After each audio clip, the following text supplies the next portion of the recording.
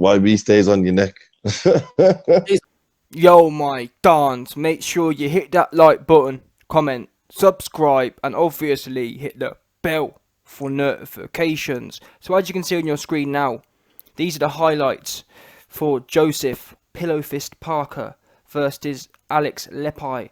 Now, as you probably heard by the new title, Joseph Pillowfist Fury. Sorry, I was about to say Joseph Pillowfist Fury, but his name is Joseph Pillowfist Parker. Now, I watched the Leapai fight, and I gotta say, the only thing I took away from it, in fact, there was two things I took away from it, but they're both related. Number one, Joseph Parker has no power. I'm sorry, Leapai, very tough dude.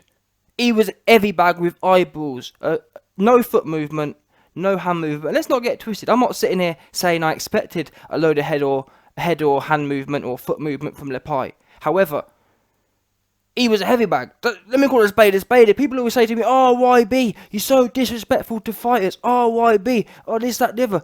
What do you want me to do? You know what? From now on, would you prefer me do this? Oh yeah, Leapai's feet was so. It was shades of Ali in there. Alex Leapai had shades of Ali. Alex Leapai had Mike Tyson-like head movement. Is that what you want me to do, or do you want me to be honest? Your boy YB should be called Y. A spade, B. That's my new name from now on. Y, a spade, B. That's what we're going to call it. Fact. Yeah?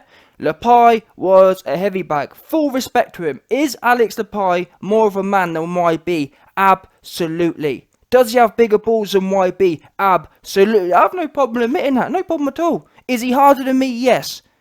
Is he more of a man than me? Yes. Is he a heavy bag? Yes. What can I do here? What do you want me to do? I'll give him full respect for getting in the ring. However, he is a heavy bag. He came in there, but when I say heavy bag, don't misconstrue that as disrespectful. He was a very tough heavy bag. Yeah? Let's not get it twisted. Conversely, you've got people like Alex Leapai who come and fight. He hit every shot. He fired back. A true warrior. A true fighting man. Oh, yes, Alex Leapai. A true man. A true fighting man. A good man. A good, honest, fighting man. Christian man. That's what Alex Leapai is. Now, on the other side of that, you've got people like Alex Leapai who are true heavy bag warriors.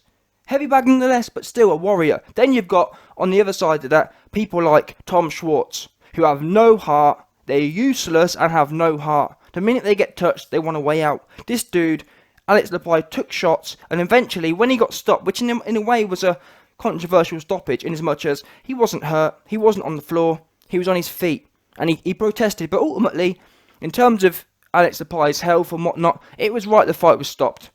Joseph Parker was teeing off, but unfortunately, just like Tyson Fury, Joseph Parker don't have no power. He don't have no power because Alex Leapai was eating every shot. Joseph Parker threw the proverbial kitchen sink at him and didn't hurt him. Didn't do anything. Didn't do anything to him, bottom line. He was there to be hit, and he ate every shot to his respect. A real true fighting man. I really respect Alex Leapai, a true fighting man. Ate every shot and wanted more. Begging for it. He was begging for the right hand, but Joseph Parker didn't have it in him. And that kind of moves me on to my next point. I've seen a lot of videos over this last week or so in the build-up to this fight. Joseph Parker and Kevin Barry all talking about, oh, g'day mate, yeah, g'day mate. If we'd have fought Joshua, mate, yeah mate, I'd knock out Joshua, mate, g'day mate, yeah. If I can't even do it. Bottom line is, this dude Parker and his dead-ass trainer have been rambling on about, g'day mate, yeah mate. If we'd have had that referee, mate, we'd have knocked Joshua out, mate. Yeah, mate. Good day, mate. Kangaroo, mate. Do you want to catch kangaroo? All this business.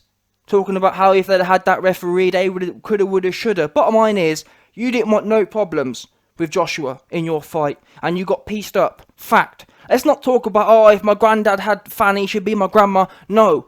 You was in there and you was grateful that you didn't get to work on the inside. It makes me laugh. All of a sudden, Ruiz fights a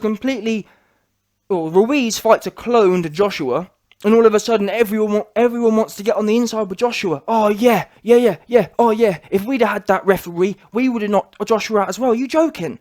Are you actually joking? You had Alex Leapai in there, pure inside fighting, and you couldn't hurt him. Never mind Joshua. Are you serious? He would have chewed you up on there. Let's not make out all of a sudden, just because Ruiz knocks over the worst Joshua ever in history.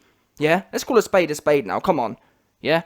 Whether or not, whatever the excuses are, That was the worst Joshua. Fact. He did not beat a good Joshua. That was the worst chin I've ever seen him have. The worst cardio I've ever seen him have. The worst everything I've ever seen Joshua have. That's the Joshua that Ruiz beat. I'm sorry, it is.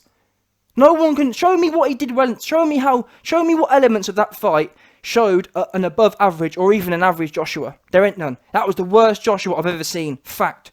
Yeah? And that's the Joshua Ruiz beat. To his credit. Fair play to Ruiz. Ruiz, absolutely. Ruiz, you're the winner of beating the worst Joshua I've ever seen. Fact. I'd be lying.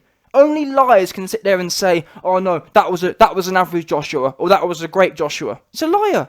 Ruiz beat the worst Joshua. To his credit though, he did beat him nonetheless, no doubt. And the reason I say that is because, as I was saying, Joseph Parker, yeah mate, good day mate, yeah. If we'd have had that referee, mate, we'd have beat Joshua, mate, yeah mate, yeah. If I told you, mate, Joshua doesn't have a good chin, mate, yeah, good day mate, kangaroo, mate.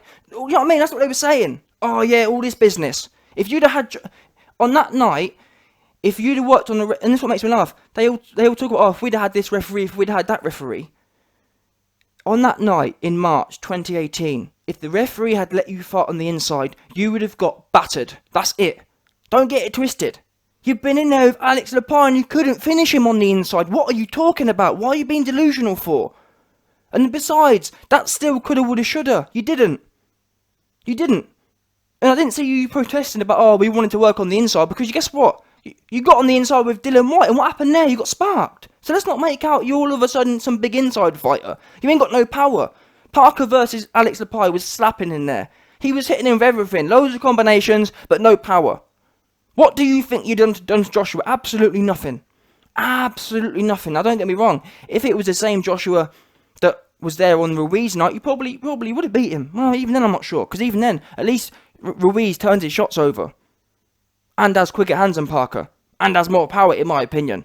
No doubt. Even Joseph Parker said himself, Andy Ruiz is the hardest he's ever been hit.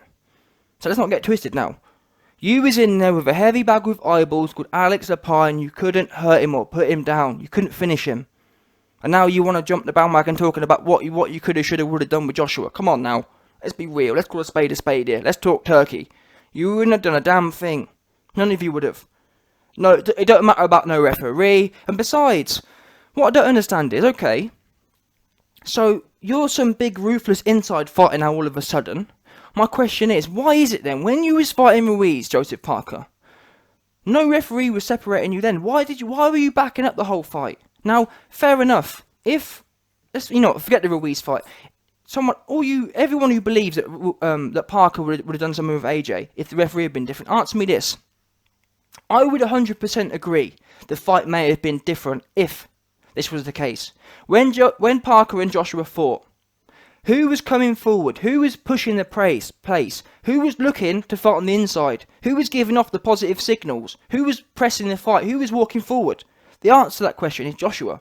Therefore, someone explain this to me. How can Joseph Parker be backpedaling the whole night versus Joshua, end the fight, and then moan about the referee? Oh, he didn't let me work on the inside. What do you mean? You didn't. Someone who wants to work on the inside, they do a number of things. Number one, they hold their feet. If you want to work on the inside, you hold your feet. You don't backpedal and go around the ring. That's what you don't do. If you want to work on the inside, you hold your feet, or even better, you walk forward. Did Parker do either of them things? No. He backed up the whole night. So don't let the fight finish, and then you see Ruiz march forward, and then talk about, oh yeah, if we'd have had a referee that let me fight on the inside, we would have done it. No, you wouldn't. You were backing up. What are you talking about? And like I keep saying, fair enough. Regardless of the referee, how did the referee stop you coming forward? He didn't. You weren't pressing the pace. You weren't pressing the pace. You weren't backing Joshua up. You weren't being the aggressor. You were backing up, being defensive. So what are you talking about? Oh, we would have worked on the inside.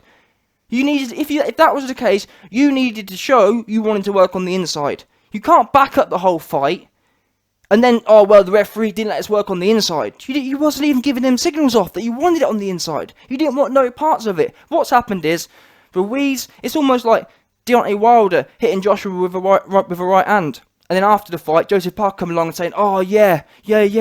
I wish the referee had let me throw my right hand. I'd have knocked him out as well. Yeah, of course you would have, buddy. Of course you would have done. You got in there, you talked a big game about Joshua being, oh mate, good day mate, kangaroo mate, yeah Joshua mate, doesn't have a chin mate, yeah Joshua, I'm gonna knock Joshua out mate, good day mate, kangaroo mate, that's all the stuff he was talking about.